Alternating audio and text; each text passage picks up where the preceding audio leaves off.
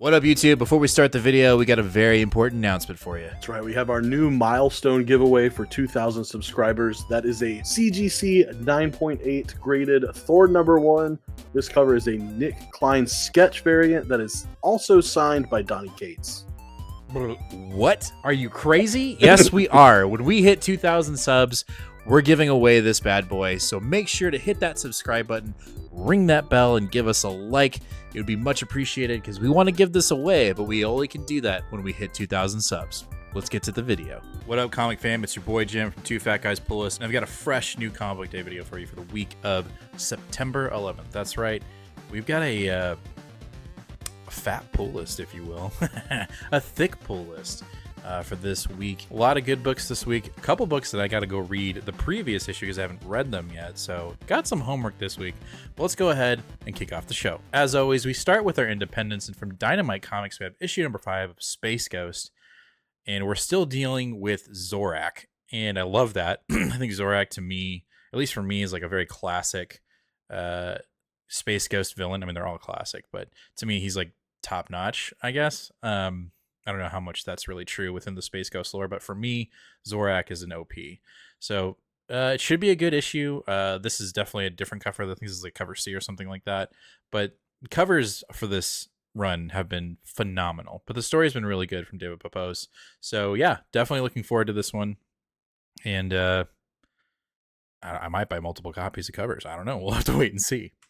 After that, we jump over to Image with Ain't No Grave, issue number 5, and this is the final issue in the Scotty Young Jorge Corona epic. And the previous issue was basically a wordless issue outside of the very last issue where our main character has finally met death. She's in front of death, and they're about to duke it out, I would assume. This has been a fun run. I think it's definitely evolved as it's continued on, and, it kind of started off a little shaky, but it has definitely found its footing. And so yeah, let's see where it goes. Let's see how it ends. And do we get a to be continued, or is this just going to be the it for Ain't No Grave? We'll see. Right after that, we have Department of Truth issue number 25. This is one of the books that I said that I haven't read the previous issue, but just know that this is going to be the tell-all of what really happened in Dallas when JFK was assassinated. So Tiny Onion is definitely cooking here. I'll be reading issue 24 and 25 this week, so I can give this issue a proper review. It just got away from me, and I think we had a week off that week. So yeah, this has been fun. We've reestablished. We're kind of getting back into the Department of Truth arena, especially with it being on such a long break. And so now that we're reacquainting readers and new readers to the idea, we're really going to dive deep into the lore of Department of Truth and how it really started. And it all started in Dallas when JFK got assassinated. So we'll see how this goes. Also from Image, we have Transformers issue number 12. This is also not it's not the final issue, but this is the last bit of this most recent, really overarching first arc. I said arc a lot there for Transformers. So big issue. And then I think we're going to be jumping into a little bit more of I wouldn't say a side story, but we're just moving in a different direction after this. So this is kind of like the big epic finale for the arc. And I believe this is also the last issue that Jorge Corona is going to be on. And then I think we go to James Howard, I believe, next, who is the guy from Super Mega. And super stoked for that. But anyway, this should be fun. And I'll go ahead and say my potential pick of the week. I know there's a couple other books on here, but this is my potential pick of the week. I'm just going to say it right now. All right, jumping over to DC, not my potential pick of the week, and that is Green Lantern issue number 15, Absolute Power tie-in. The Absolute Power event is starting to wind down. Waller's world is starting to crumble, and it looks like Hal will be, breaking into her stash of secret weapons from villains and heroes alike. I'll be honest with you, I'm probably just going to skim it. I'm not going to go ahead and go through my spiel of what I think about Absolute Power tie-ins. You all know, if you've been here before. If you haven't, go watch previous videos of me talking literal poo about the Absolute Power tie-ins. So I just don't see there being a lot of weight in this book, and I probably won't. I mean, it'll be a very quick review, which will be like, I looked at it. Hey, I'm interrupting the video. It's only because I've got something really important to tell you. I know you know what we're giving away when we hit 2,000 subscribers. I gotta let you know about what we're giving away when we hit 1,250 subscribers. We're giving away this Uncanny X-Men #1 signed by Jim Chung, CGC grade 9.8. When we hit 1,250 subscribers, you could potentially win this, but you have to be subscribed to our channel. So hit that sub button, ring that bell, give us a like. Let's get back to the video, shall we? All right, jumping over to Marvel, we got a new #1, Avengers Assemble, issue #1 from Steve Orlando. I am so excited for this book. This team looks amazing. We got Captain America, Shang-Chi, Hawkeye, Monica Rambeau, Hercules, She-Hulk, Wonder Man, Jarvis. I mean, this whole thing just looks awesome. High hopes for the book. Obviously, I'm very stoked to see She-Hulk in the game. You know, we're not going to get her as much in the book, but at least we get her, right? At least she's going to be in some kind of story. You know, would we say this is like the less galactic version of Avengers?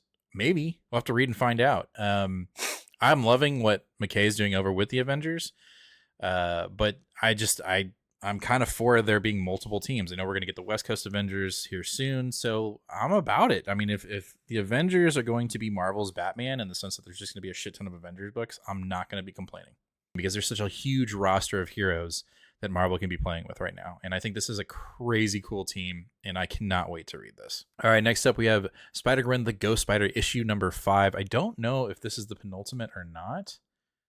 I think we're getting close to wrapping up. No, we're moving forward. So this is just the end of this arc. But I've really dug this series. I think it's a silly goose time.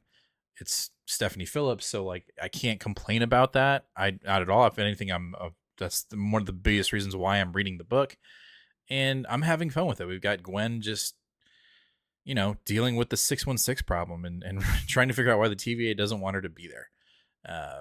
It's been fun, and I haven't read an issue yet where I was like, that kind of sucked. Now, that being said, the art has been kind of all over the place, so I think if there's one thing for this book to tighten up on, it's the art. But other than that, pretty minor complaint, even though I really like harp on that.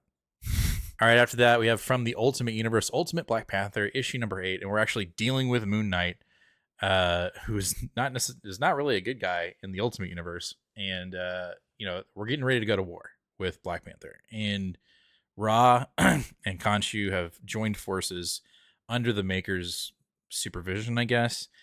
And I think shit's just about to go down in this issue. This book has been insanely good. All the Ultimate books have been really good, and that's surprising. I say that every week whenever these books pop up. It's like, it's been incredibly surprising that these Ultimate books have been so good. Boo on me for doubting it. Boo on me. All right, after that, speaking of Moon Knight, we have The Vengeance of Moon Knight, issue #9 from McKay. This is the end of the Vengeance of Moon Knight series, and we're going to be jumping into another new relaunch of Moon Knight where Mark Spector, spoilers, is back. And so I'm sure he'll be taking care of this fake Moon Knight fairly easily. You know, the Blood Hunt event has just ended, so I think he's going to... I mean, the most recent issue of Vengeance of Moon Knight, we had Khonshu basically say, bring me this fake Moon Knight's head. So things might get pretty gruesome. I might even say potential pick of the week here. I know I already said it once, but I'm allowed to say it twice. Shit, I'm allowed to say it whenever I want because this is my fucking show. Sorry. So I got out of hand. Looking forward to the issue. All right, after that, we're going to jump over to some X books. We have The Uncanny X-Men, issue #2, Who Are the Outliers? This has been a pleasant surprise. I would say this is probably the best X-Men book right now out of all the other books that are out. Yeah, it's just really good. I mean, a Rogue, Gambit, Wolverine-centric book. I can't complain. They feel more X-Men than the current X-Men book. And that's insane to say because McKay's writing it, but I think that book is just kind of is dealing with its own things. But Uncanny, 2 issues in, or at least an issue in, has been really good. So I don't expect there to be an issue 2 slump. I think this is going to be freaking awesome. Third time's a charm, potential pick of the week. Potential pick of the week. Sorry. I'm sorry. No, I'm not. I'm not sorry. All right. Our last book of the night, a new #1 in the X-Men universe, Wolverine, from Kukulo and Ahmed. Yeah, this should be interesting. I'm giving all the X books that have new #1s a shot. I, stuck it out with Benjamin Percy's Wolverine for a pretty long time, and I probably should have jumped off a lot sooner than I did. But again, I'm going to give this thing a shot. We'll see where it goes.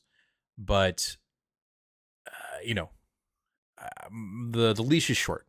Let's just say that the leash is short on this issue, on this run. I'll give it the first arc, and if it's not impressing me, then I'm gonna move on. But I have seen some of the artwork for Wolverine, and I think there is a potential for it to slap. So we'll just, it's really hard for me to get my head around when a character is in two different books at the same time in the same type of, like, in the same scenario. So like, how do you do that? And I know that's kind of a weird and probably silly hill to die on, because they do this a lot. I mean, look at Batman, right? But I'm sorry, that's just how my brain works. And sometimes when they do this thing where this character has their own book and they're in this other book, like there's a Storm book coming out that I'm really excited for, but I'm like, hey, yo, she's in Avengers.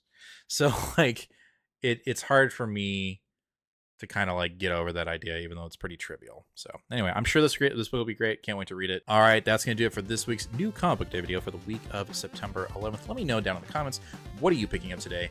What are you reading first? What's your potential pick of the week? Let me know. As always, make sure to hit that subscribe button, ring that bell, and give us a like. It'd be much appreciated, as we're on the road to 1,250 subscribers, but we can't do it without your support. So if you're not already subscribed, make sure to hit that subscribe button and ring that bell, and most especially, hit that like button. We'll catch you guys live probably this Saturday. Yeah, I think we're going to do another Saturday stream. So this Saturday at 8:30 p.m. Central Standard Time, where we'll talk about all these books and more. Who knows? Maybe Nate makes an appearance. I don't know. We'll have to check with his work schedule, but know that he is still alive and doing well. So anyway, we'll catch you guys then. As always, fam, be kind to one another and read more comics. Later.